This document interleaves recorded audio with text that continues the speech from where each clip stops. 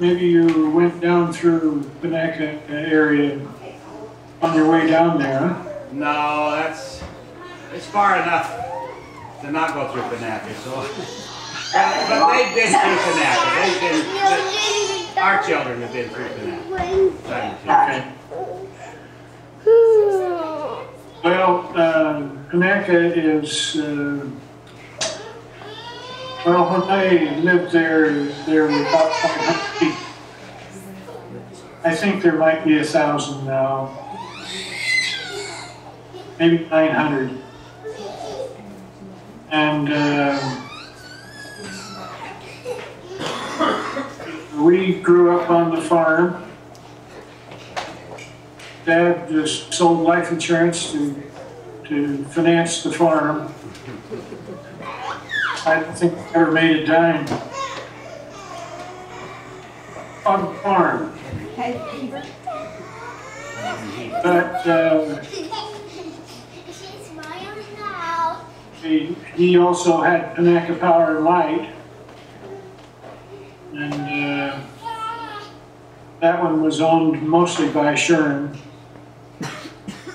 Hinckley, who was my mother's brother.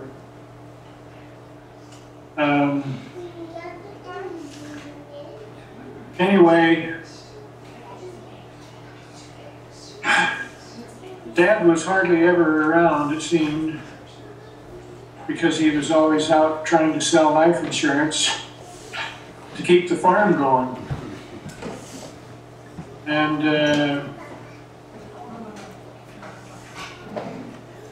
I think he was wise because he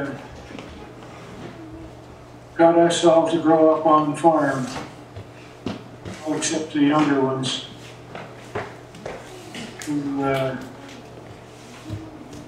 weren't there.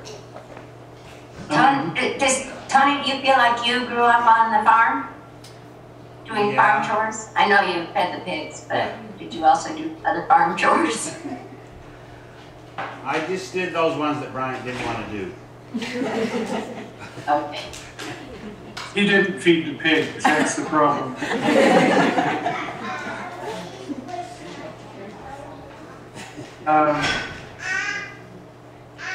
We worked with all kinds of people. Bruce Wadsworth was very handy with the climate pole, and he was really handy to help us with the Panaca Power and Light problems. And he was Aunt Dolly's son. And let's see,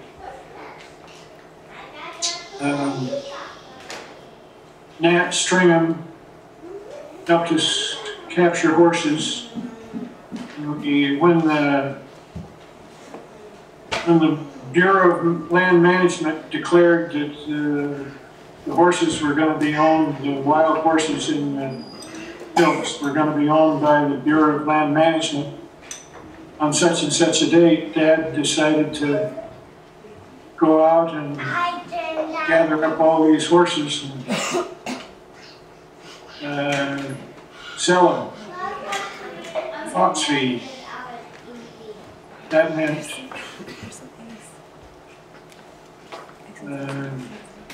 sell them for what they would bring for the meat. So Nat Stringham helped us with that. He helped us with a lot of things. But didn't you end up saving some horses? Yes, we did. Ike Shikepoke, we called him,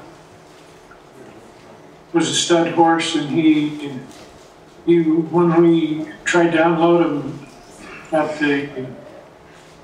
on the railroad there, he wouldn't get out of the truck. No matter what you did, he wouldn't get out, so Dad decided to keep him. He turned out to be a great Mustang horse.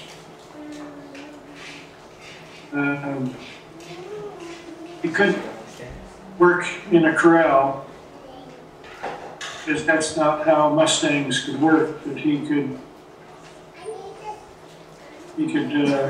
help us with the cattle outside the corral. And he turned out to be just a great horse, but he was very shy of guns. Yes, he had been shot at several times while he was in the wild. So if you ever had a gun around him, he would just go crazy. Get away.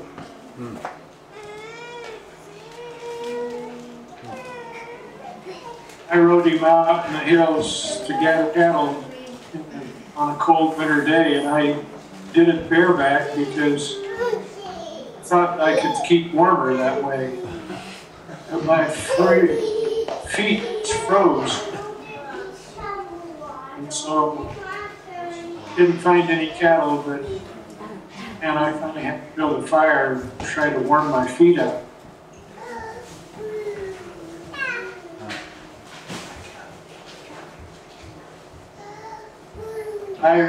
Dad asked me to, well, we got the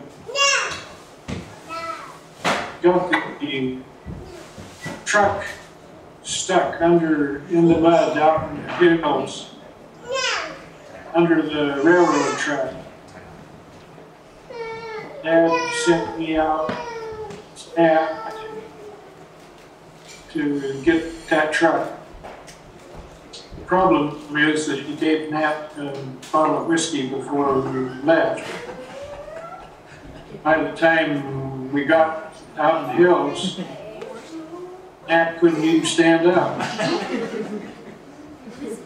So I kind of had to do it all myself. Finally, let him run the pickup. We were trying to pull the truck out.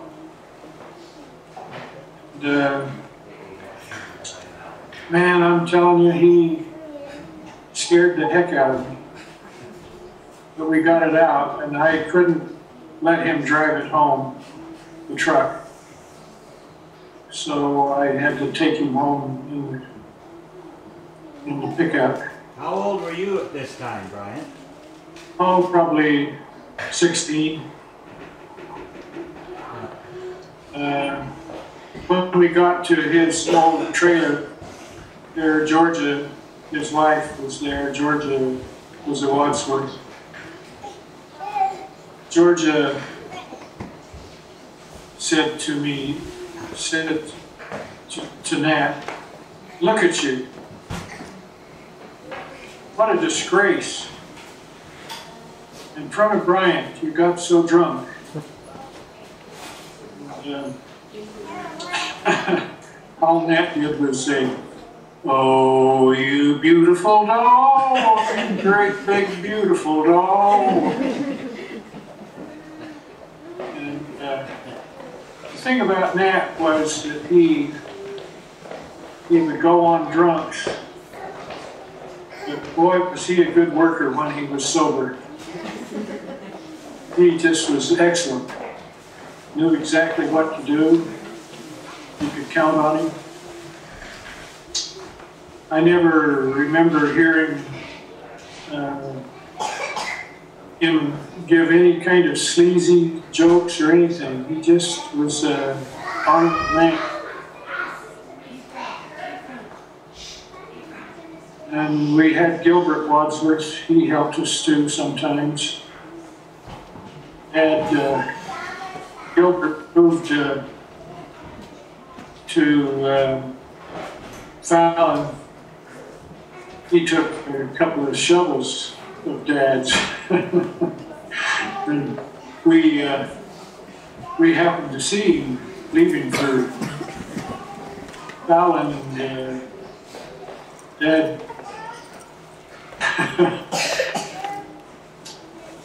pulled him over and said, have you got my shovels? Sure enough, he had it. So Dad got him back. Gilbert was a real drunk, poor guy. He would say things like, "What? Flour in the house and no whiskey?"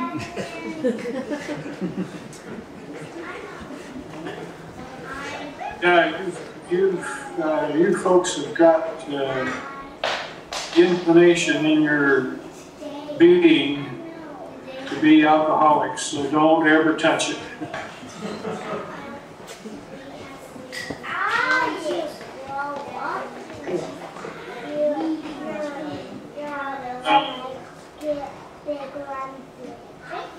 Let's see, what else?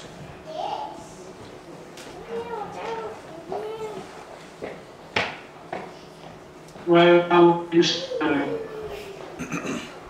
get one there.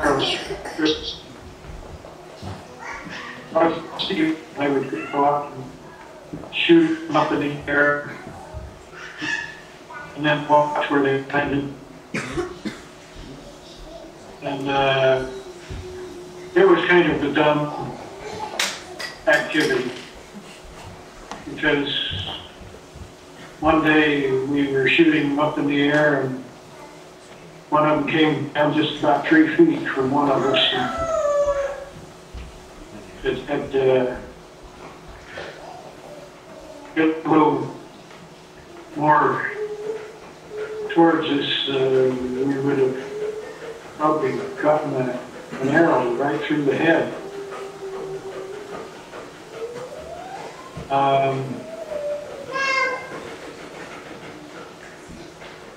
You need to ask me questions. Okay.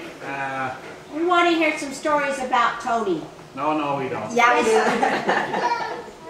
I don't know even, Bryant, did F.E. ever live in Panaca when you were there? I mean, do you remember F.E.? Oh, yes. Yeah, he lived there. Brent and I went up to his law office before he had his stroke. And we sharpened pencils for him and stuff. And we got kind of bored.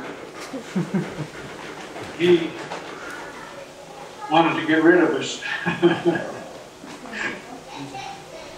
Yeah, we remember him very well. He was an invalid for about 12 years after he had his stroke, and I think that for at least 5 of those years he was in Panaca.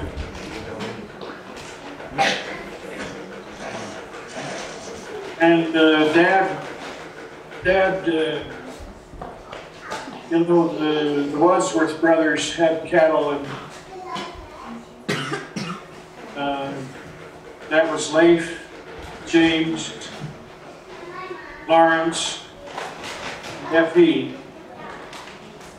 And Dad was substitute for F.E. and all that, because F.E. had a law practice that he had to attend to. And so Dad was the last guy on the list there. I mean, he was the youngest, and they just left all the chores to him. And Dad used to go out in the hills to gather cattle and stay for weeks at a time. And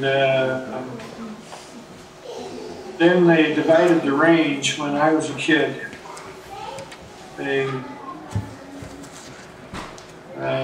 We got the Assumption area. And, part that was along the highway there, Cedar City. And Uncle Leif got Summit.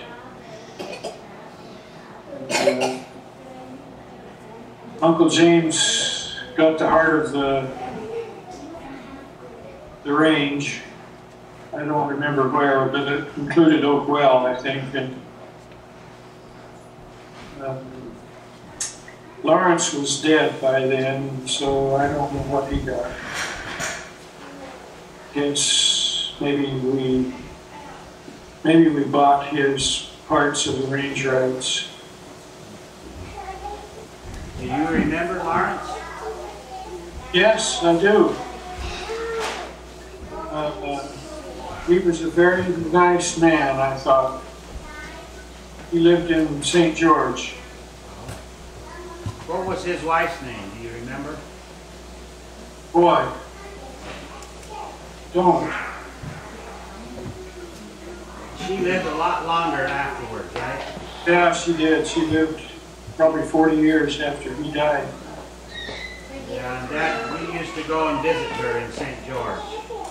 Yeah. But I can't remember her name. Very nice. So do you have any other memories of Grandma Wadsworth? Oh yes, Grandma was a great lady. She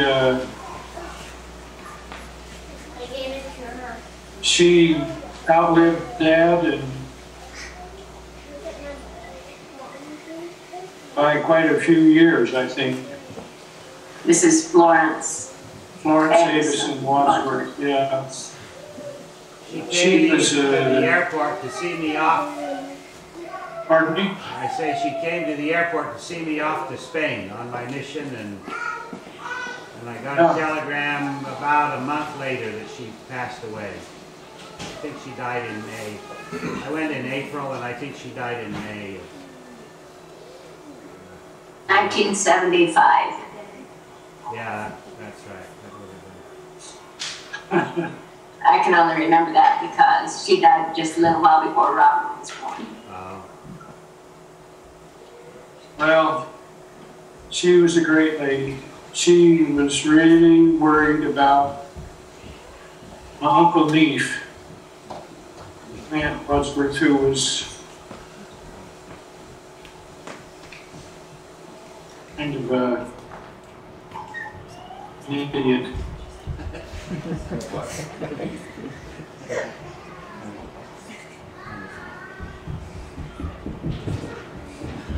She used to talk with me about that. That really stressed her.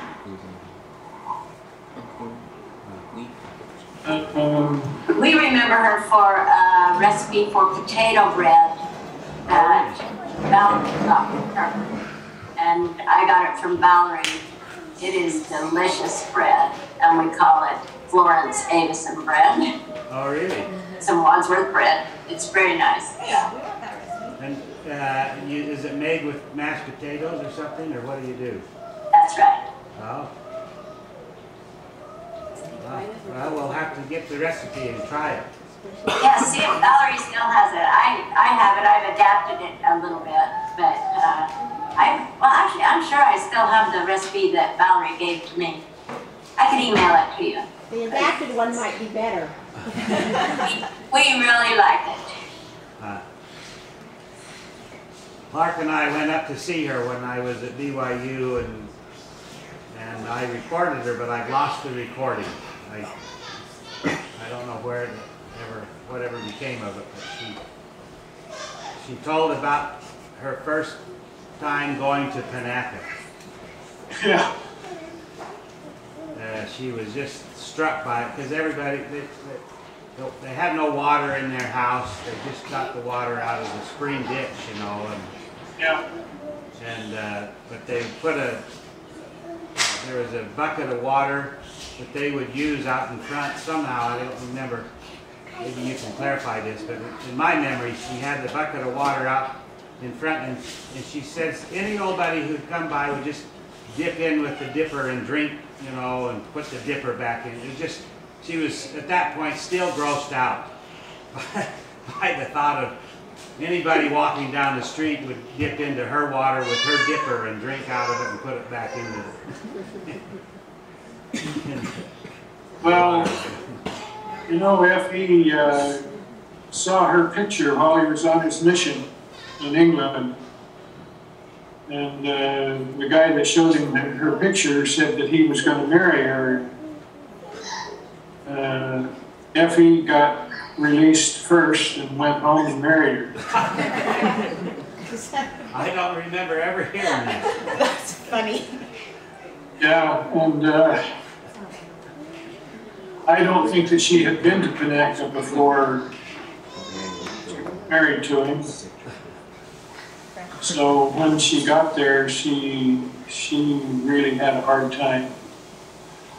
In the castle, and I think there were 2 or 3 other families living there as well. And Edna, I think it was Edna, which was grandfather's sister, didn't have much use for Grandma because she was too dainty and tough.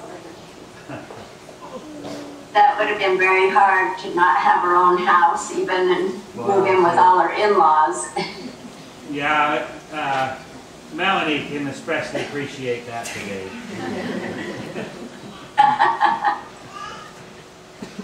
But you're nicer than Edna, right? Well, when they finally moved out, yeah, I think they lived in Aunt Eva's old home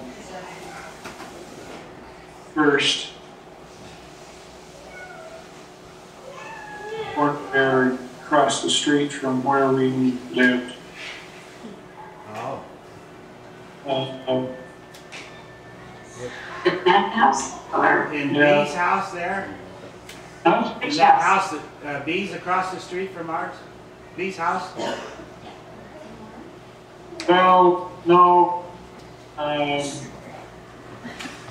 You don't remember it, Tony, but we lived a block away. Oh, I know the house, the one that Aunt Dolly's daughter, what's her name, lived in, right?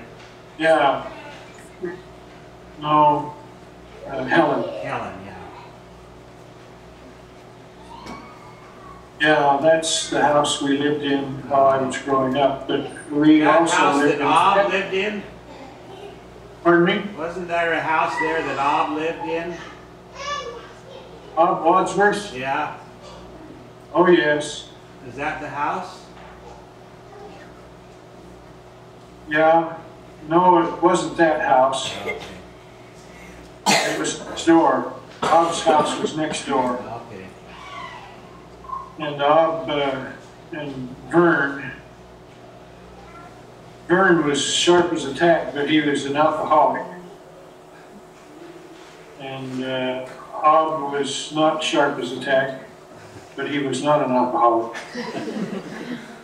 And I would walk to school, and one day Vern motioned me over and he said something like, I do whatever Albert tells me to.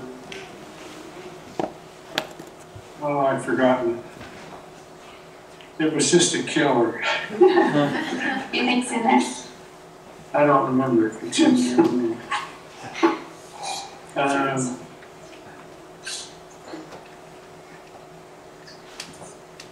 the boss as long as I do what Ob says. Oh yeah, I'm the boss. As long as I do what Ob says. When Albert died, Dad... That sounds like good marriage advice there. When Albert died, Dad contributed the suit for him to be buried in. And, you know, the interesting thing to me is that We got George A. Wadsworth at the Panaca Cemetery, and Nephi John Wadsworth at the Panaca Cemetery, but not F.E. Wadsworth. F.E. Wadsworth is buried in Salt Lake at Grandma's insistence, because she didn't like Panaca.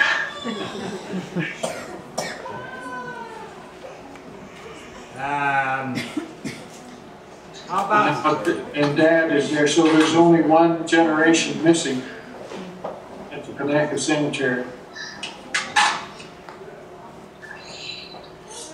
And it's F.E. Yeah. How about memories of Grandpa Hinckley, Papa Hinckley? Oh, I remember him very well. He came to Panaca more than once and spent quite a bit of time there. And even in his 70s, he could climb a fence, and even in his 80s, I think he could climb a fence and be just fine, you know. He was always interested in farming and asked lots of questions about how we farmed. That sounds like he was a lot like President Hinckley then, because every time you spoke with President Hinckley, he just asked you tons of questions about your business experiences and about everything, always looking for information. You know, Cove Fort is where he was raised for several years. And so you need to visit Cove Fort if you haven't.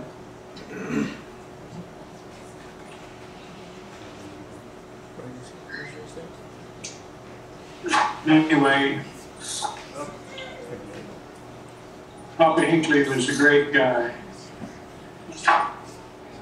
Very, I don't know if you've got this little book called, what's it called? Or tell us about him being a school teacher and everything. Oh, Jesus of Nazareth. You have this little book called Jesus of Nazareth? Yeah, we do. We picked up a few copies here and there at BI over the years, too. Bryant, Uncle Bryant, I went to the Pioneer bookstore in Provo a few times to ask them for that book, and they told me that every time they get one in, there was a Wadsworth out in Highland who would come pick them up. Yeah. That's right. Yeah. And they haven't had any for years now. You've cornered the market. Yeah, I guess. It's a really good little book. It was written as a lesson book for inactive priesthood members. Get them activated. It's just a really good little book. It was introduced to me by Elder Kikuchi. I didn't even know about it, but it's been translated into Japanese as well. And it's the book that really got him going.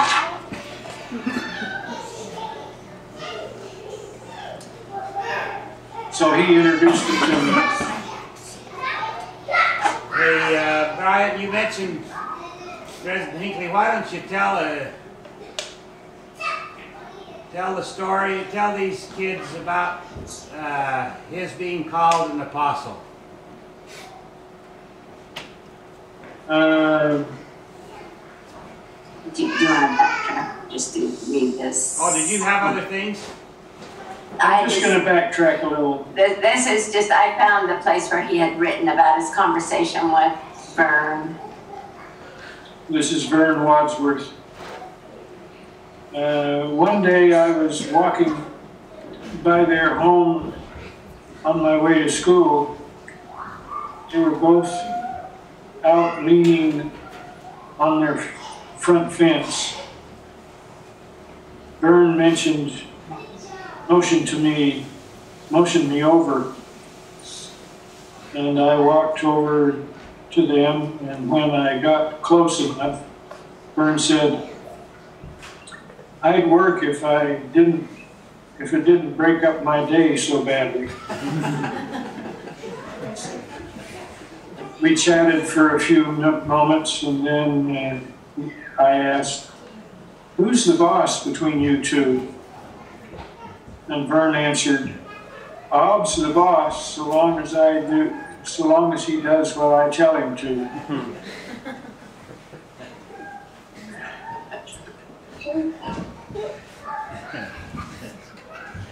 Yeah, well, let's see now. President Hinckley.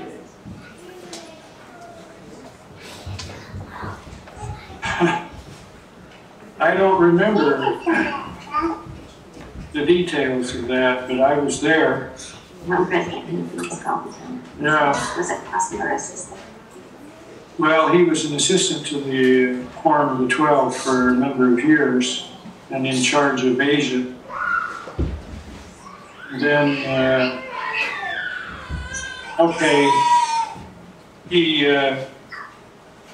Dick,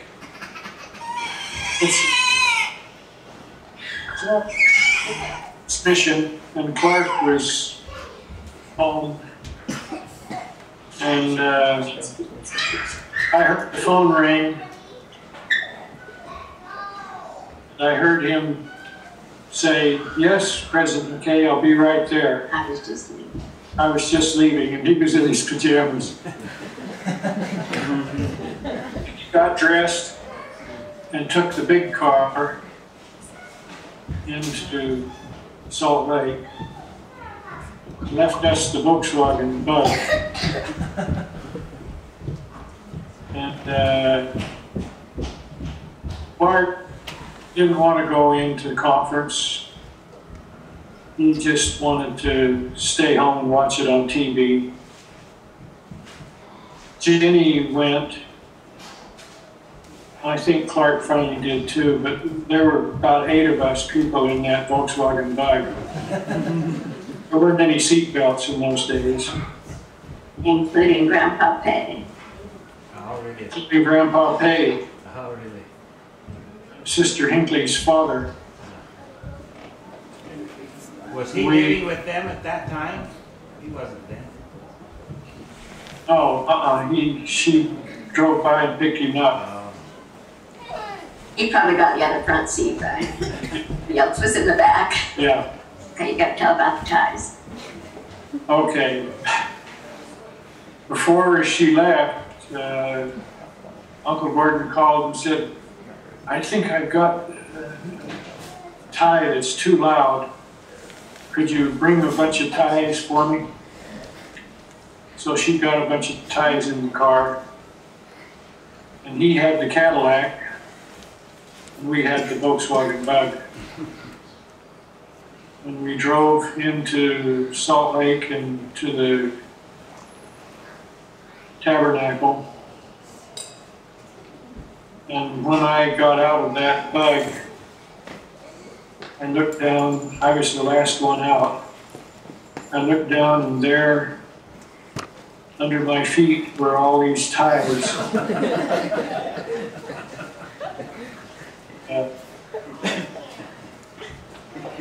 And I went with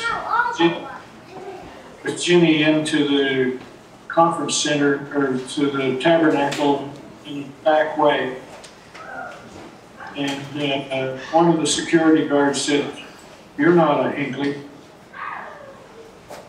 And, I argued that I was a Hinckley. Bryant Hinckley Wadsworth. Jenny argued for me, and so the guy let me go. But we sat right up there, choir, under the under the, what is it, it's Balcony. balcony. And So you were about 10 feet away from the pulpit or something? yeah, I was Really close. very close to the pulpit. I saw President McKay. And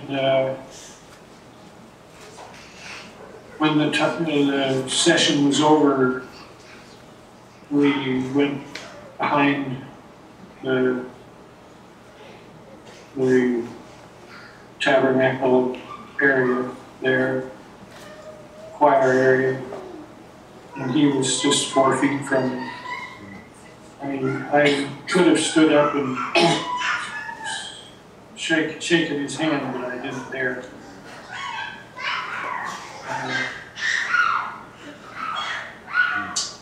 But that was when Elder Hinckley was sustained as a member of the Quorum of the 12.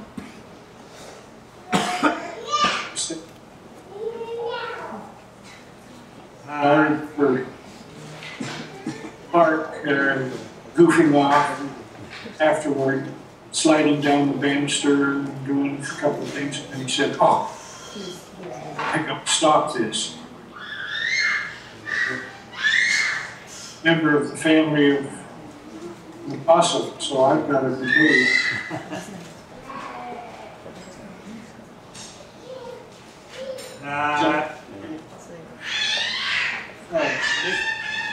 One time you spoke of this, as I recall, you overheard a conversation between Elder Hinckley and Elder Lee. Yes. Yeah, we remember well. I was walking behind them to the tabernacle. Later. I remember Elder Lee saying something important. We knew it was going to be you from a long time ago.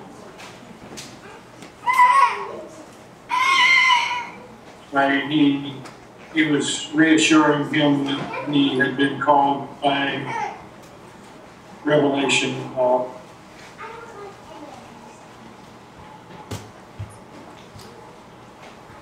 I'd really like these kids to hear you tell the story of your mission and when President and Sister Hinckley came to visit you. Well, I wasn't there very long, maybe a month or two. We had a big conference, missionary conference in Osaka. I was in Kyoto. And I got Sister Hinckley cornered and just wept because I was so uptight about learning the language and everything. Then when I finally got in to see Elder Hinckley, I asked him for a blessing, and he kind of talked like he wasn't going to give me one, and so I decided I was going to have to go without. Then he said, "Oh, sit down." Blessing. And he gave me a wonderful blessing.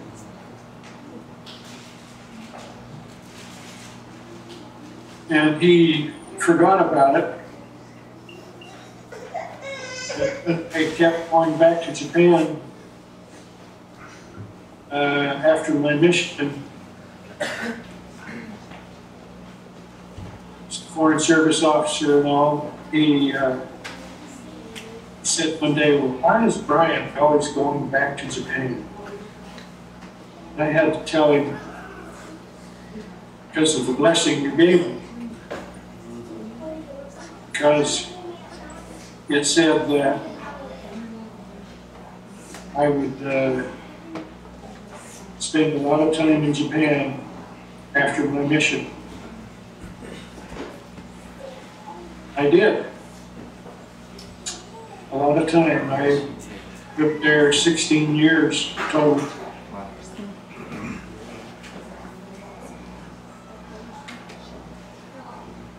All right, how about, let's talk about Mom and Dad.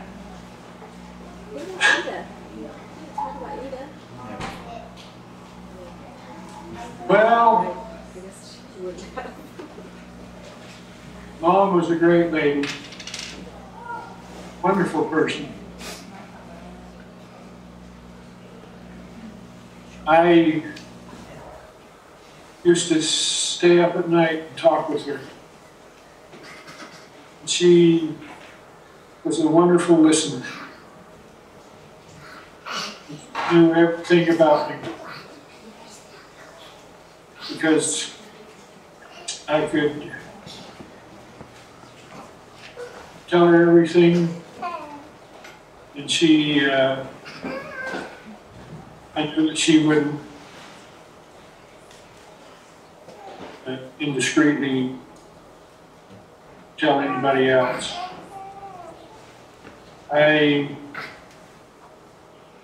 She's just a marvelous, marvelous person. In my book, Ed was a character. Used to stay up and talk with him too.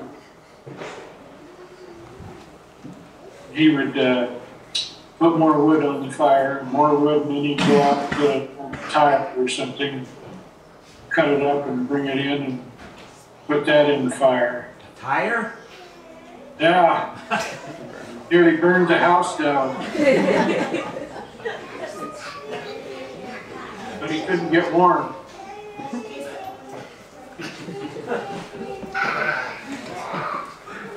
Anyway, because we would go out and see the flames leaping out of the chimney. Because he had that old tire in there.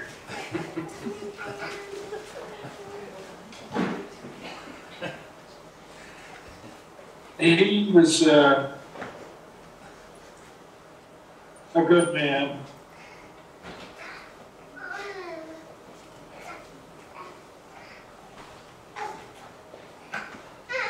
Had a very quick temper. He would blow up really quick and then repent and come and give you a hug.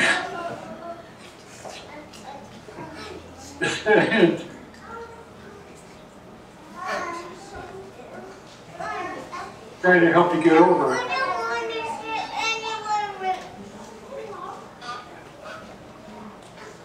And, you know, he died just 16 months after Mom died.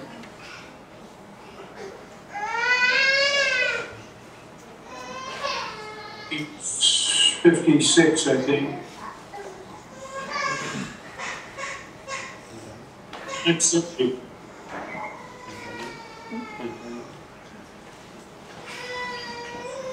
Yeah, happy birthday. Well, 49, yeah. Mom's 49 when she died.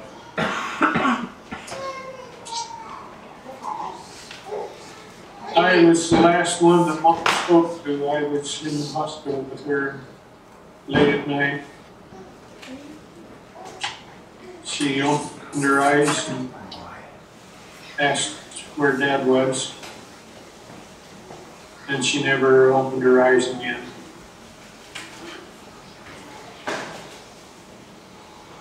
Dad was asleep in the motel. We were taking turns.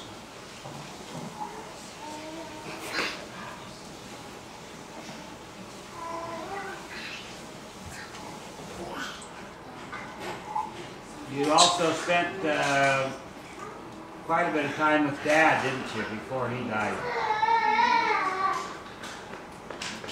Yeah, Dad kind of fell apart after Mom died. He just couldn't get it together. He wrote me a letter. He said that Sometimes he just felt so despondent he wanted to go up to the cemetery and raise Mom up and bring her home.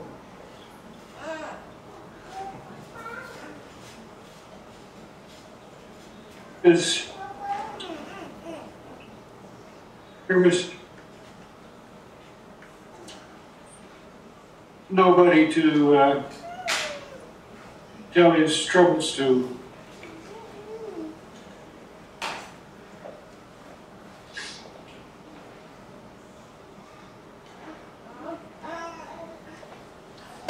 Anyway,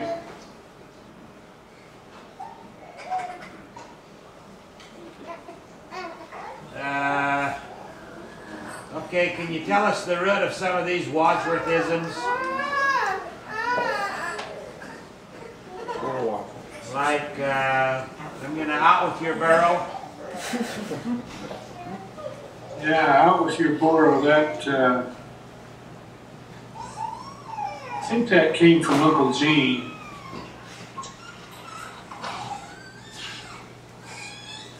And I don't remember where it started even. But I think that somebody stole a burro from one of the Wadsworths, and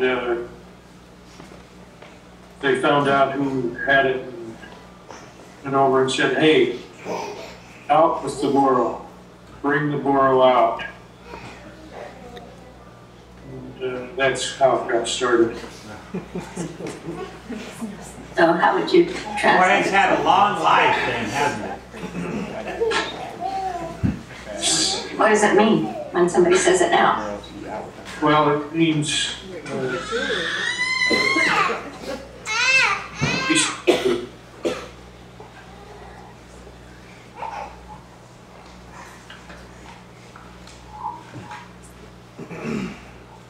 Gene moved to St. George area.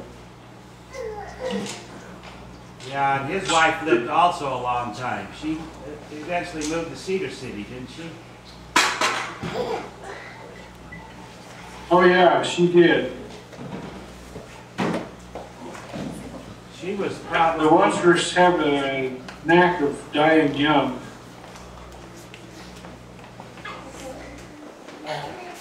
Seems like. Except, you know.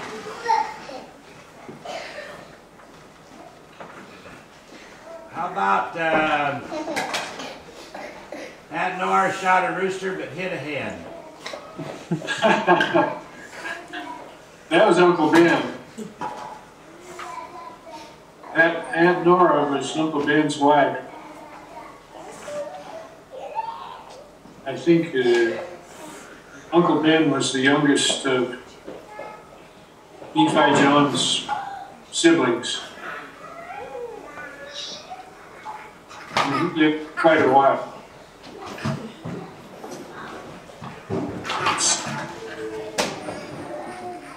So he was Effie's brother. Oh, he wasn't. He was F.E.'s uncle. Oh. He was Nephi John's brother. Oh, okay.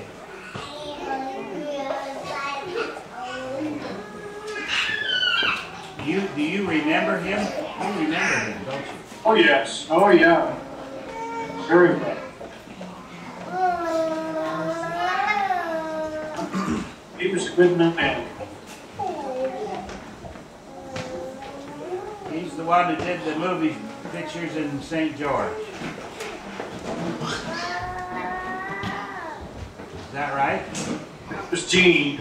Oh, that was Gene. Gene had the movie theater in St. George. Do you remember any stories about Vern Price? Bert? Yeah, Bert Price, yeah. Bert Price. Oh, yeah, you bet. Bert was the character. I remember going to his house with Dad, and Sister Price said, oh, Dad said, well, where's Bert? And she said, he's that lump there on the couch.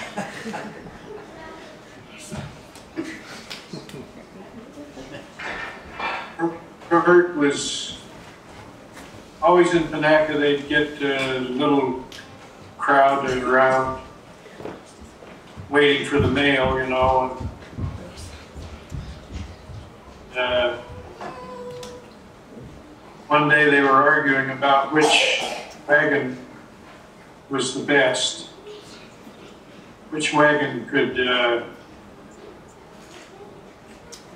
last the longest and do its duty well and all.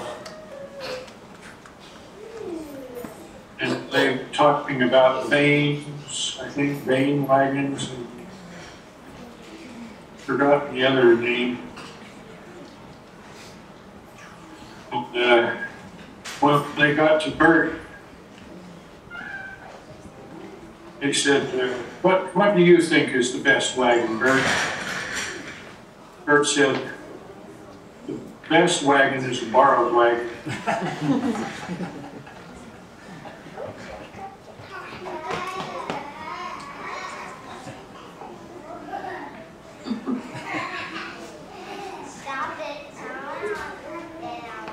One of my kids was asking the other day about this. I don't know if you were there, but I know you told the story so well about Dad getting the toolbox for Christmas. Yeah.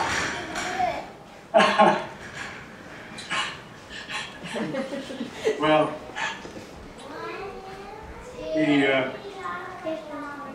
he went up to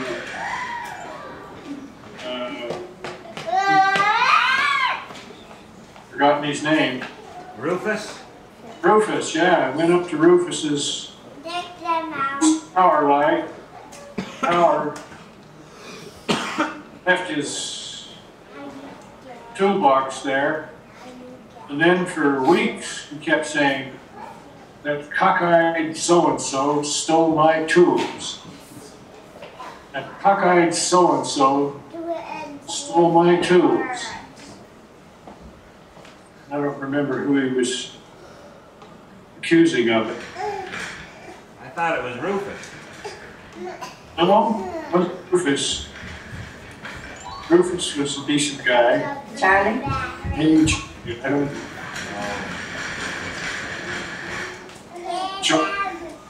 Charlie had a way of speaking things and crazy. Anyway, Brent was reading Peterson, stuck over that box, tools, so he wrapped it up and gave it to him for Christmas. And I don't think I was home. I was at Michigan State at the time.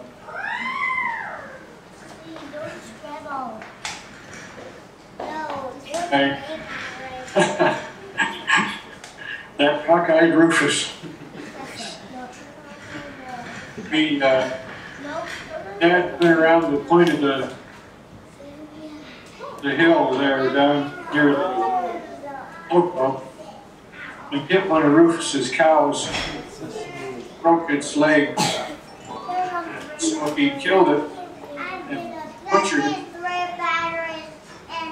And when Rufus showed up, he said, somebody hit this cow and I killed it. And In time to save the meat. in time to save the meat. So I got you a service.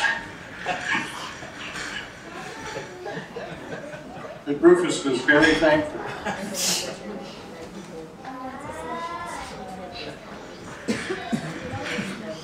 I guess his wife is the oldest person in Panaca now. What's her name? Rufus, his wife. What's Rufus's last name? Hurst. Hurst, yeah. I don't remember. Is she still alive? That's what Valerie was saying. She thought she was still alive. Must be 100 or more. I think she was just shy of 100. I don't know. You still get the Lincoln County record? Yeah, I do. It's a very changed newspaper from what it used to be. Oh, really? It's not bad. Oh. It's just very different from the little tiny gossip column. Yeah. So-and-so traveled to Salt Lake last week. So-and-so is staying for a few days with so-and-so. So-and-so had a hair appointment. The older was in some ways more interesting. These kids probably don't know Janet was born in Panaca. No, she was born in Pioche. Oh, Pioche. Yeah, she was born in Pioche in a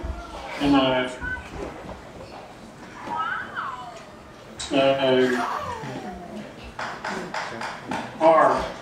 In a bar? Yeah, because the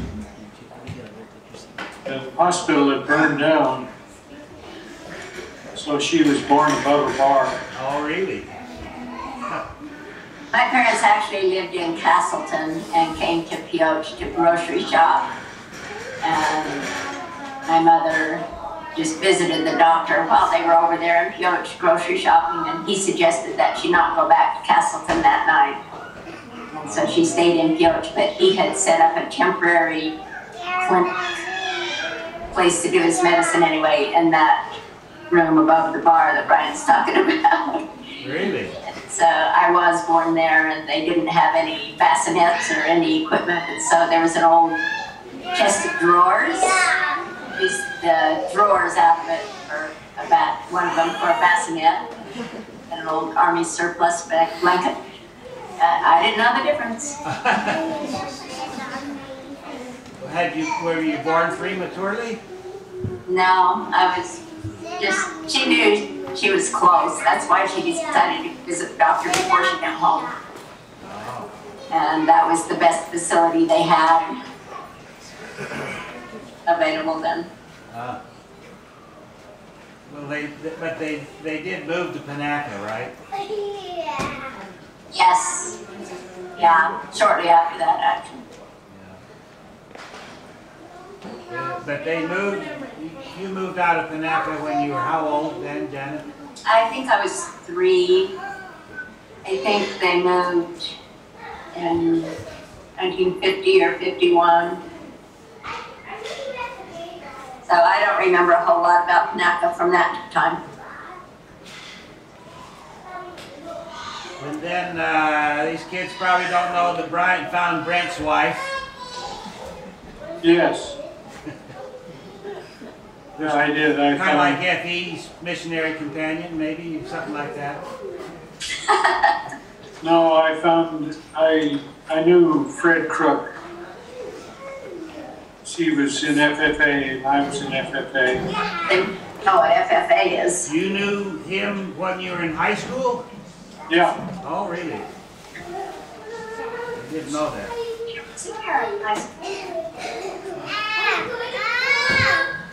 We went to Reno meetings. Yeah. Future Farmers of America was what FFA stands for.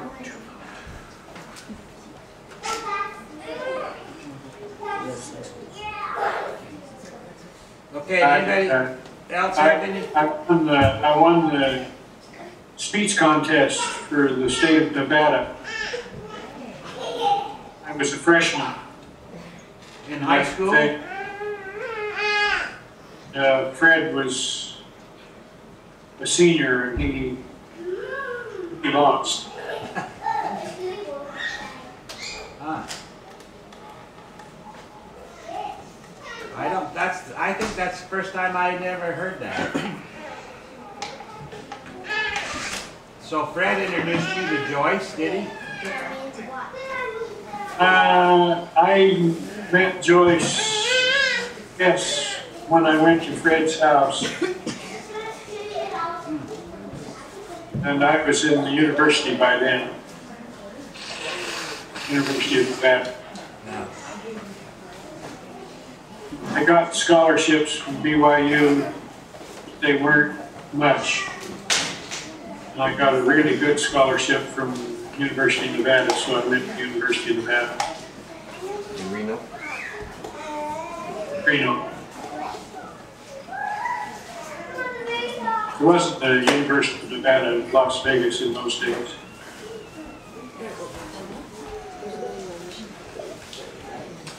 How about the man that kicks the door on Valentine's?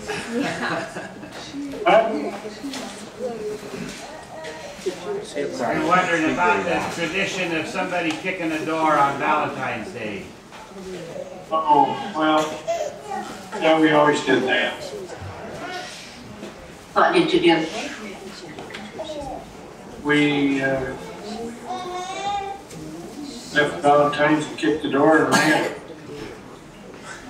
to hide Instead of ringing the doorbell? instead of ringing the doorbell. Did they have doorbells? No. So you kicked the door. Yeah. When I was young, that mom would kick the door and there would be all these after Christmas sale items. Was that true in your day? Do you remember that at all? I don't. Brian used to get a Valentine tree for our kids. There's a Valentine tree? Treat of some kind. He would get some kind of a treat and put it on the front door and ring the doorbell and run back in the house before our kids could get to the front door. And so they always wondered who gave it to them. And The secret's out. yeah. That was in Brussels and different places. So I guess you got that idea from your mom. I did. Any of you have any other questions? Are you getting those stories about our dad? Sorry, I didn't hear that. Stories about Tony. They would like to hear stories about Tony. The ones he won't tell us. When I first met Tony, he was so smart. I was just astounded at how smart he was. He knew so much, and he was just a whiz at math. I thought he was probably going to be very successful.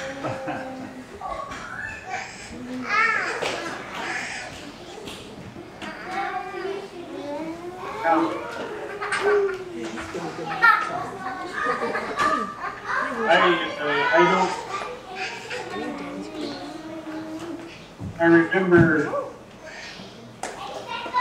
Tony was Lost the sound. he would eat potatoes that we dug out of the garden.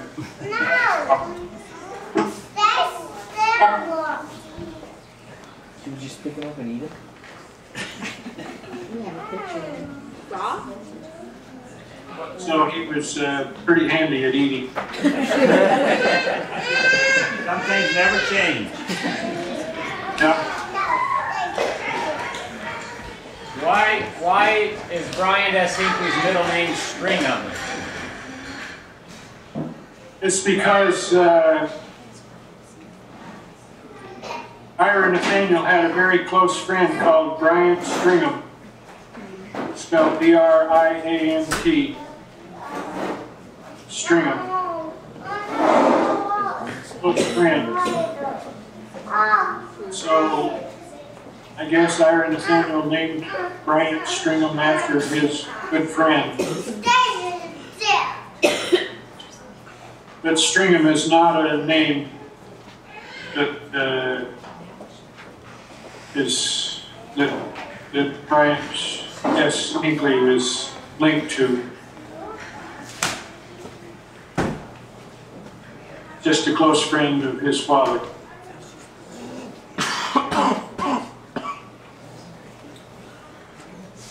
Ira Nathaniel was president of stake for 20-some years, I think. and he was replaced by his son, Alonzo, who became a quorum of 12 members brother. a few years. Oh, Died. Iron Cake. I thought he was talking about that one. And Bryant S. Hinckley was also stake president in Salt Lake. Did you ever know Alonzo? Did you ever meet him? I haven't met him, but I've met his children.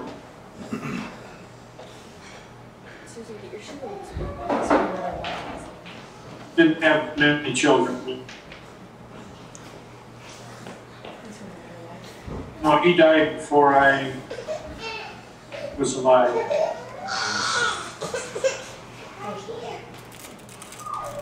Was Alonzo Oh, he died before he was alive. Is that what he said? mother the same as Ira's mother? The same as, I mean, was Bryant's mother? You know? yeah, I think so. That's,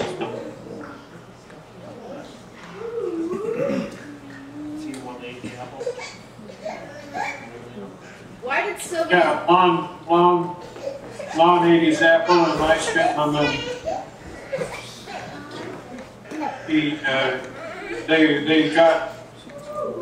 They met Brigham Young at Code 4. And they were just little boys.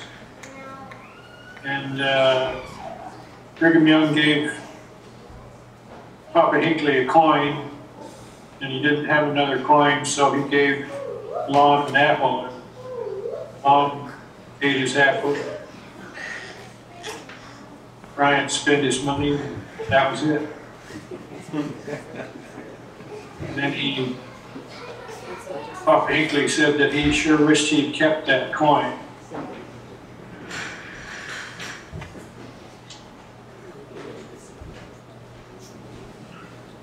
Any other questions? Why did Don and Sylvia have such a big family?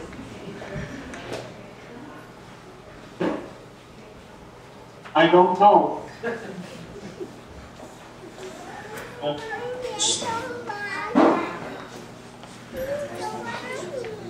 I guess.